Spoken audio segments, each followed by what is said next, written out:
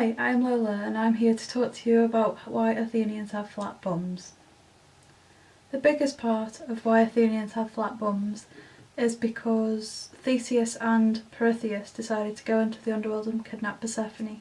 The reason to why they wanted to kidnap Persephone was because they decided that they deserved the daughters of Zeus and none other than them. Theseus, of course, chose Helen of Troy, or Helen of Sparta, depending on how you want to look at it, to be his wife, only she was only 13, and so he decided to kidnap her and then wait for her to grow up and be marriageable. After helping Theseus get Helen, Theseus decided to help Pirithous go and descend into the underworld and kidnap Persephone from Hades. However, when they actually got into the underworld, they started to descend to get Persephone and they sat down for a break at one point, only they couldn't get back up again. The reason to why they couldn't get back up again was because Hades literally glued them to their seats. He waited for them to sit down and stuck their backsides to the rocks on which they sat.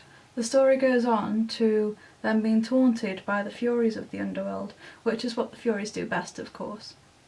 After a little while, Hercules comes along to save the two friends, and firstly he goes up to Pirithous and decides to pull him from the rock, but Hades decides to send an earthquake along to tell him that Pirithous isn't going anywhere and that he is going to be prisoner in the underworld forever because of the hubristic act that he has committed. Hercules then moves on to Theseus, who can be moved, there is no warning to it. He goes up to him and yanks him off the rock, only his backside doesn't go with him. So yeah, the flat-bummed Athenians basically come from the myth of Theseus leaving his backside behind when he is pulled from the rock in the underworld.